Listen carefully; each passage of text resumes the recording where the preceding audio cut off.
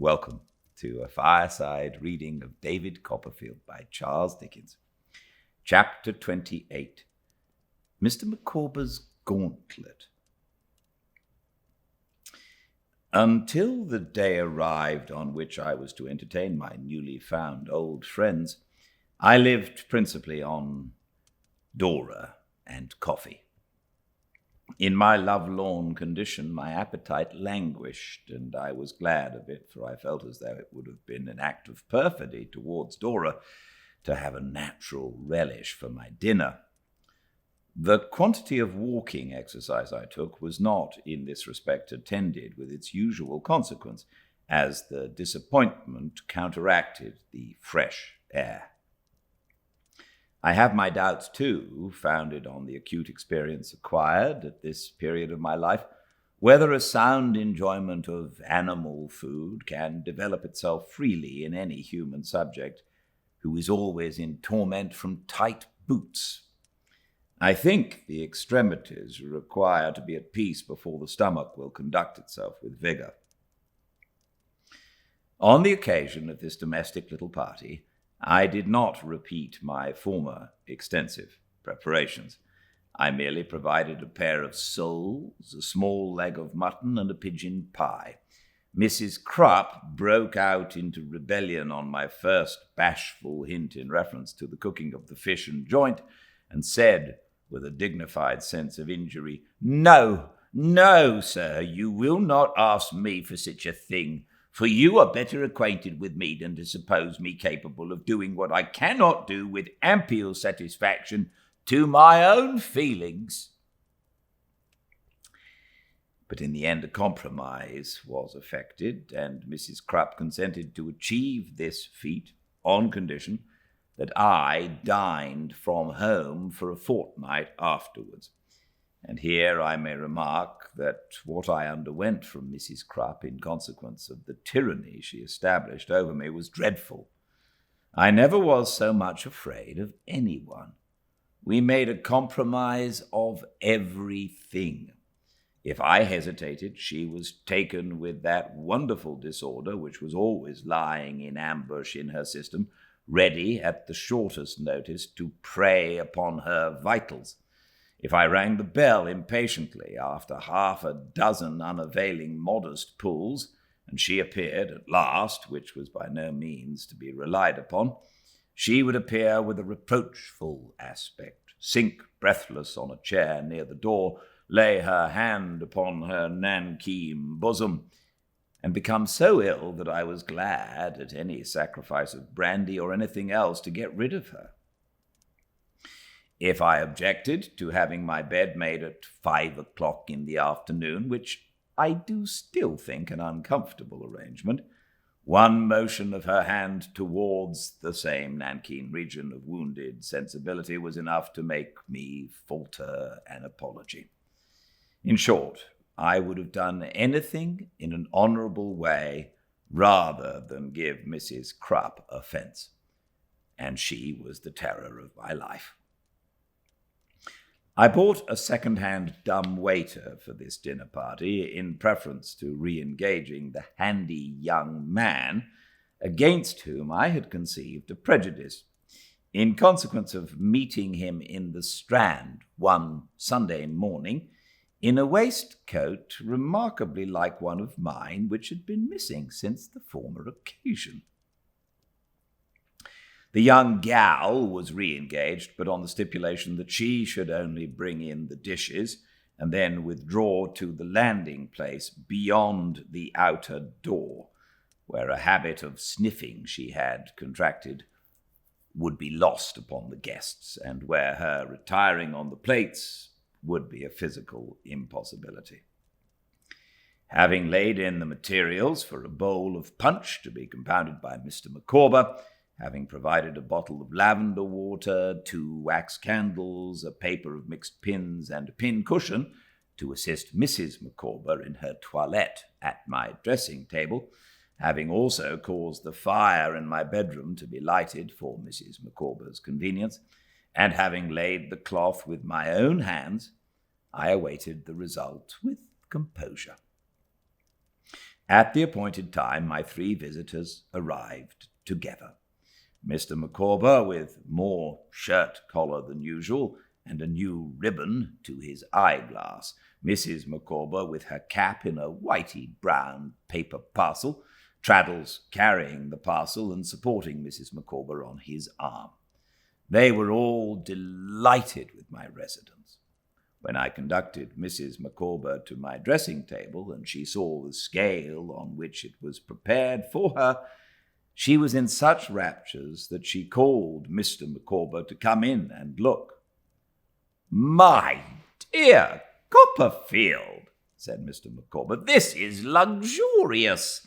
This is a way of life which reminds me of the period when I was myself in a state of celibacy, and Mrs. Micawber had not yet been solicited to plight her faith at the hymeneal altar." "He means solicited by him, Mr. Copperfield," said Mrs. Micawber archly. "He cannot answer for others." "My dear," returned Mr. Micawber with sudden seriousness, "I have no desire to answer for others. I am too well aware that when in the inscrutable decrees of fate you were reserved for me, it is impossible you may have been reserved for one destined, after a protracted struggle at length, to fall a victim to pecuniary involvements of a complicated nature.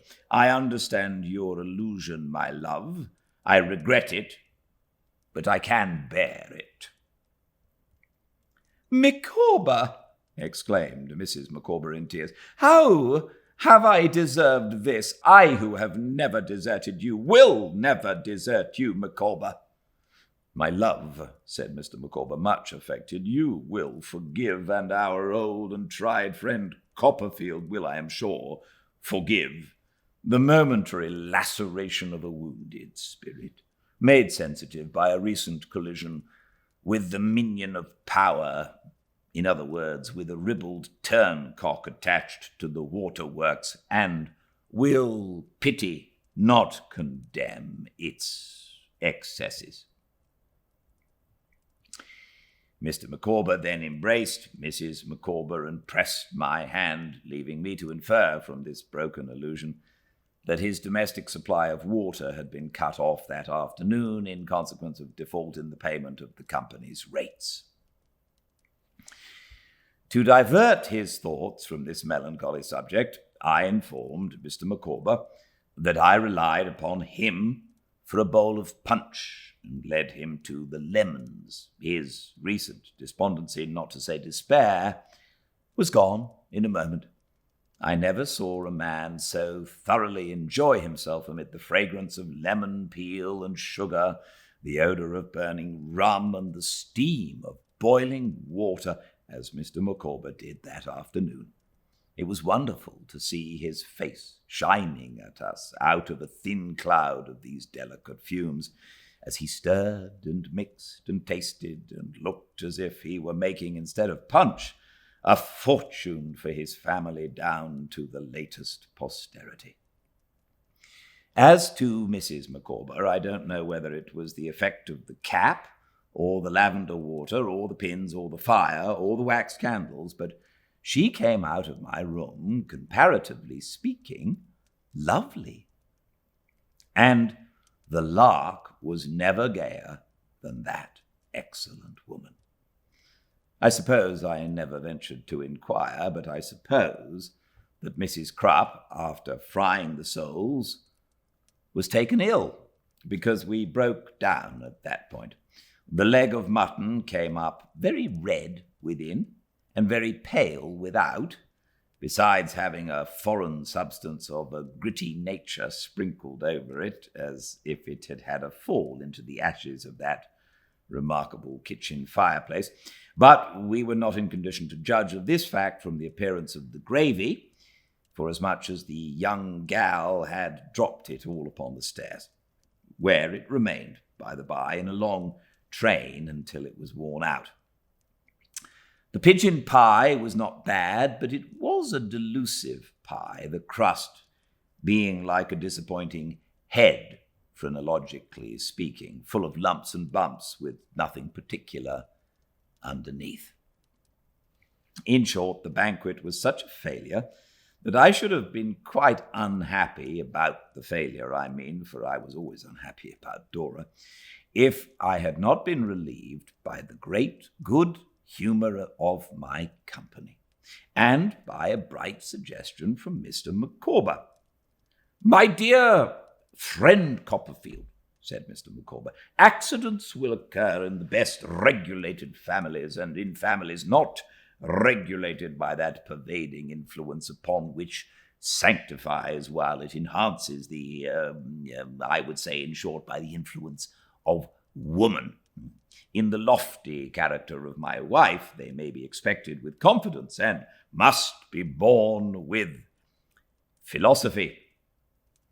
If you will allow me to take the liberty of remarking that there are few comestibles better, in their way, than a devil, and that I believe with a little division of labour we could accomplish a good one, if the young person in attendance could produce a gridiron, I would put it to you that this little misfortune can be easily repaired." There was a gridiron in the pantry on which my morning rasher of bacon was cooked. We had it in a twinkling, and immediately applied ourselves to carrying Mr. Micawber's idea into effect. The division of labour to which he had referred was this: Traddles cut the mutton into slices. Mr. Micawber, who could do anything of this sort to perfection, covered them with pepper, mustard, salt, and cayenne. I put them on the gridiron, turned them with a fork, and took them off, under Mr. Micawber's direction, and Mrs. Micawber heated and continually stirred some mushroom ketchup in a little saucepan. When we had slices enough done to begin, we fell to with our sleeves still tucked up at the wrist, more slices sputtering and blazing on the fire, and our attention divided between the mutton on our plates and the mutton then preparing. What with the novelty of this cookery, the excellence of it, the bustle of it, the frequent starting up to look after it, the frequent sitting down to dispose of it as the crisp slices came off the gridiron, hot and hot, the being so busy, so flushed with the fire, so amused, and in the midst of such a tempting noise and savour, we reduced the leg of mutton to the bone. My own appetite came back miraculously, I am ashamed to record it, but I really believe I forgot Dora for a little while. I am satisfied that Mr. and Mrs. Micawber could not have enjoyed the feast more if they had sold a bed to provide it. Traddles laughed as heartily almost the whole time as he ate and worked. Indeed, we all did, all at once, and I dare say there was never a greater success. We were at the height of our enjoyment, and were all busily engaged in our several departments, endeavouring to bring the last batch of slices to a state of perfection that should crown the feast, when I was aware of a strange presence in the room, and my eyes encountered those of the staid Littimer, standing hat in hand before me. "What's the matter?" I involuntarily asked. "I beg your pardon, sir. I was directed to come in. Is my master not here, sir?" "No." "Have you not seen him, sir?" "No." "Don't you come from him?" "Not immediately so, sir." "Did he tell you you were to find him here?" "Not exactly so, sir, but I should think he might be here tomorrow, as he has not been here today." "Is he coming up from Oxford?" "I beg, sir," he returned respectfully, "that you will be seated and allow me to do this." With which he took the fork from my unresisting hand and bent over the gridiron as if his whole attention were concentrated on it. We should not have been much discomposed, I dare say, by the appearance of Steerforth himself, but we became, in a moment, the meekest of the meek before his respectable serving man. Mr. Micawber, humming a tune to show that he was quite at ease, subsided into his chair with the handle of a hastily concealed fork sticking out of the bosom of his coat as if he had stabbed himself. Mrs. Micawber put on her brown gloves and assumed a genteel languor. Traddles ran his greasy hands through his hair and stood it bolt upright and stared in confusion on the cloth table. As for me, I was a mere infant at the head of my own table and hardly ventured to glance at the respectable phenomenon who had come from heaven knows where to put my establishment to rights. Meanwhile, he took the mutton off the gridiron and gravely handed it round. We all took some, but our appreciation of it was gone, and we merely made a show of eating it.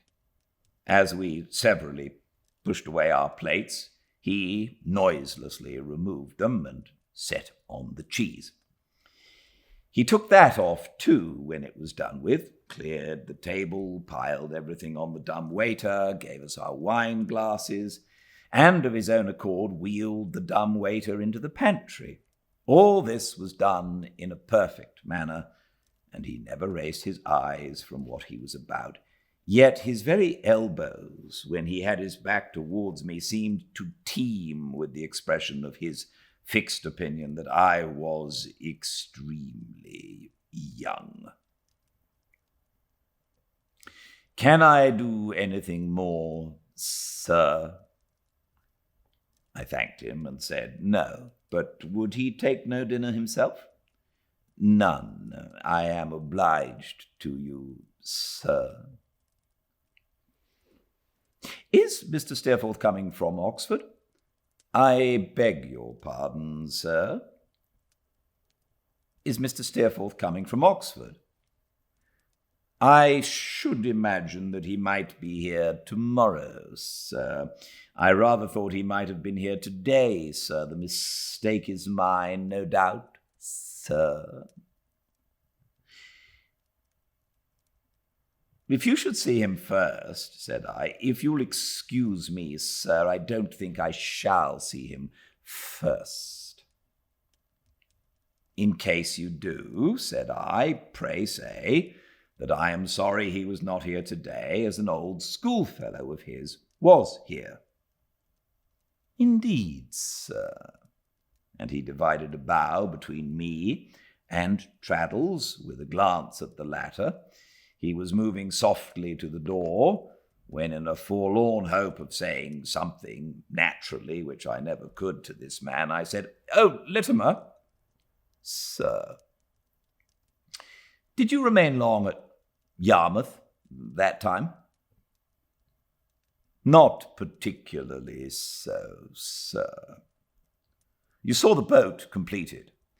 "Yes, sir. I remained behind on purpose to see the boat completed." "I know."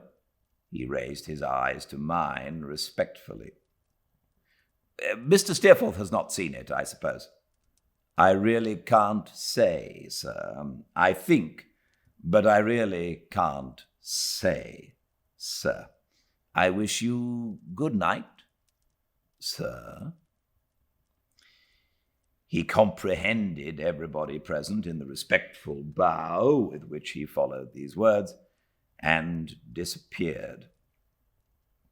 My visitors seemed to breathe more freely when he was gone, but my own relief was very great, for besides the constraint arising from that extraordinary sense of being at a disadvantage which I always had in this man's presence, my conscience had embarrassed me with whispers that I had mistrusted his master, and I could not repress a vague, uneasy dread that he might find it out. How was it, having so little in reality to conceal, that I always did feel as if this man were finding me out? Mr. Micawber roused me from this reflection, which was blended with a certain remorseful apprehension of seeing Steerforth himself, by bestowing many encomiums on the absent Littimer as a most respectable fellow and a thoroughly admirable servant. Mr. Micawber, I may remark, had taken his full share of the general bow and had received it with infinite condescension. "But punch, my dear Copperfield," said Mr. Micawber, tasting it, "like time and tide, waits for no man. It is at the present moment in high flavour. My love, will you give me your opinion?" And let's wait for her opinion until I see you next. Thank you so much for joining me. I'm very, very glad that you're all here. And I will read tomorrow, same time and place, 5 Pacific, at Fireside Reading on Instagram. All the chapters uploaded to the YouTube channel Fireside Reading. And if you would like to subscribe and comment and like, that would be fantastic. Until I see you all again, please stay very well. Good night.